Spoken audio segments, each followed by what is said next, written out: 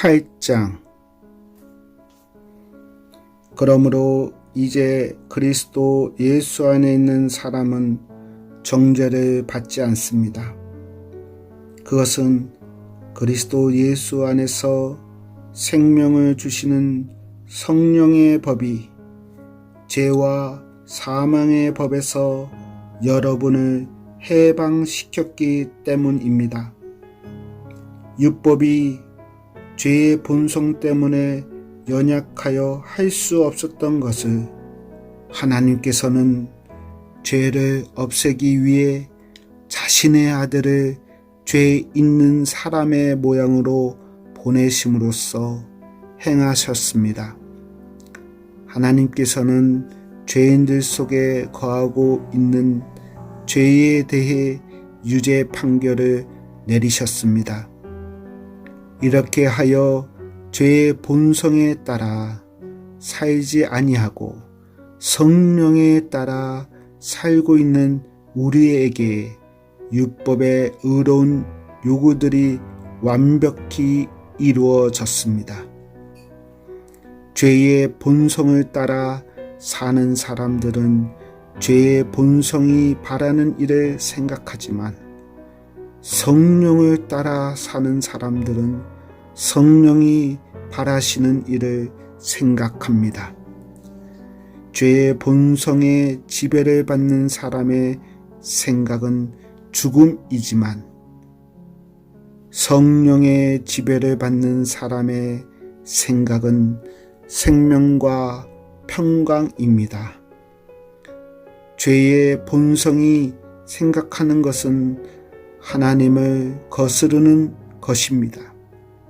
그것은 하나님의 법에 복종하지 않을 뿐 아니라 할 수도 없습니다.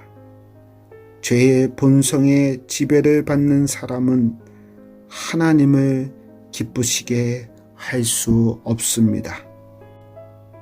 그러나 하나님의 영이 여러분 안에 계신다면 여러분은 죄의 본성의 지배를 받지 않고 성령의 지배를 받게 됩니다. 누구든지 그리스도의 영이 없는 사람은 그리스도에게 속한 사람이 아닙니다. 반면 그리스도께서 여러분 안에 계신다면 여러분의 몸은 죄 때문에 죽은 존재이지만 여러분의 영은 의 때문에 살아 있습니다. 예수님을 죽은 사람들 가운데서 다시 살리신 분의 영이 여러분 안에 살아 계시면 여러분 안에 계신 그분의 영으로서 여러분의 죽을 몸도 살리실 것입니다. 그러므로 형제 여러분, 우리는 빚을 진 사람들입니다. 그러나 죄의 본성에 따라 살아야 하는 죄의 본성에 빚진 사람이 아닙니다. 죄의 본성에 따라 산다면 여러분은 죽을 것입니다.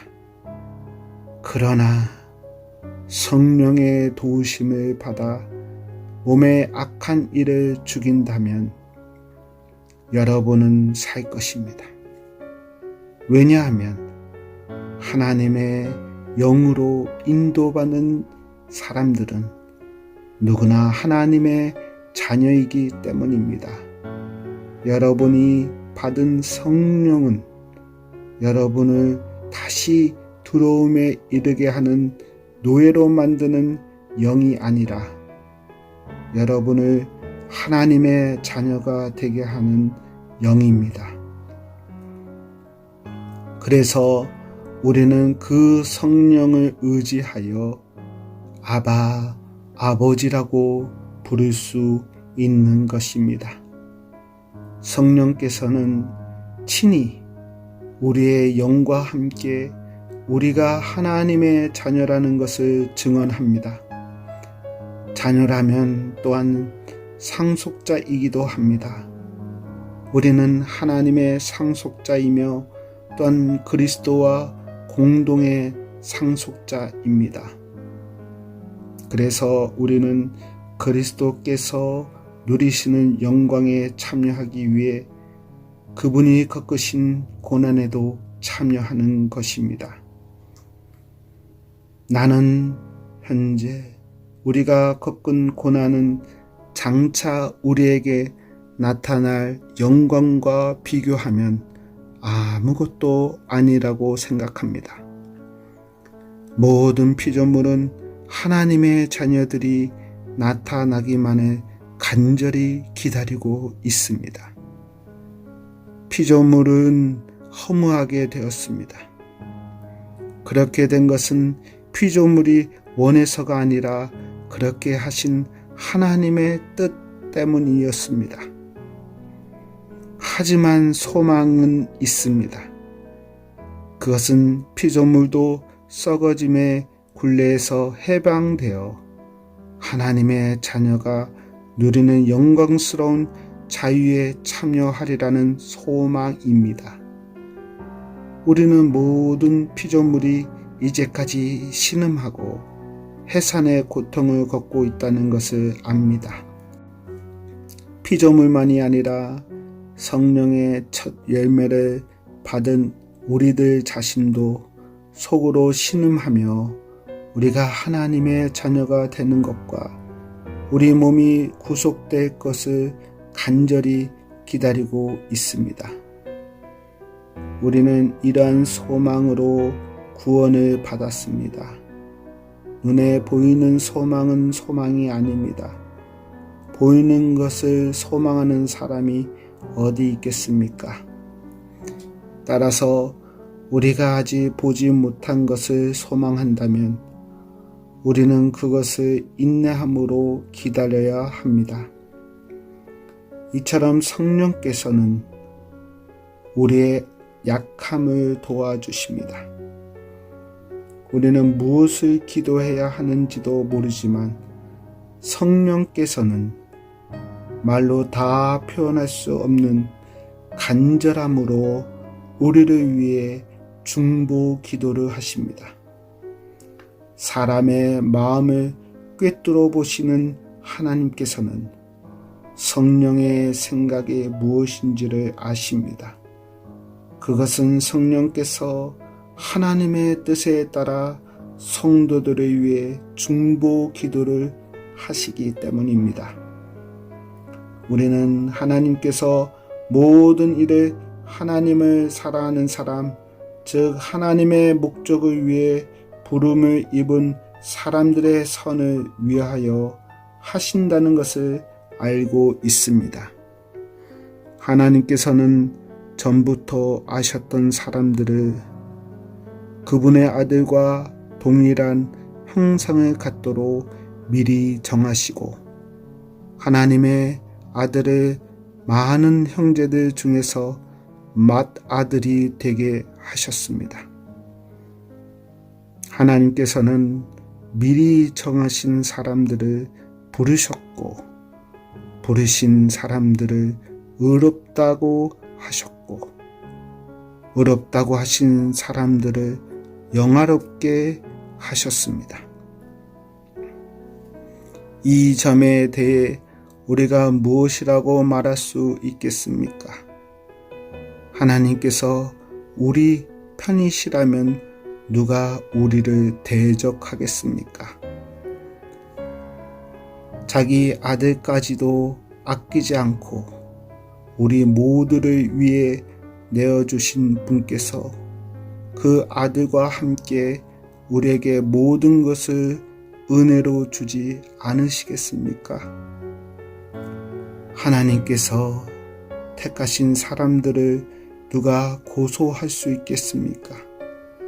의롭게 하신 분은 하나님이신데 누가 감히 죄가 있다고 판단하겠습니까? 죽으신 분은 그리스도 예수이십니다. 그분은 죽으셨을 뿐만 아니라 다시 살아나 하나님의 오른편에 앉아 계시면서 우리를 위해 중보 기도를 하고 계십니다. 누가 우리를 그리스도의 사랑에서 끊을 수 있겠습니까? 환난입니까? 아니면 어려움입니까? 핍박입니까? 그렇지 않으면 굶주림입니까? 헐벗음입니까? 위험입니까? 아니면 칼입니까? 성경에 기록된 것처럼 우리는 하루 종일 주님을 위해 죽음에 직면하고 있습니다. 우리는 도살당한 양과 같은 대접을 받았습니다. 그러나 우리는 우리를 사랑하신 하나님을 힘입어 이 모든 것을 이기고도 남습니다. 나는 확신합니다. 죽음이나 생명이나 천사들이나 하늘의 권세자들이나 현재일이나 장래일이나 어떤 힘이나 가장 높은 것이나 깊은 것이나 그 밖에 어떤 피조물이라도 우리를 우리 주 그리스도 예수 안에 있는 하나님의 사랑에서 끊을 수 없습니다. 아멘.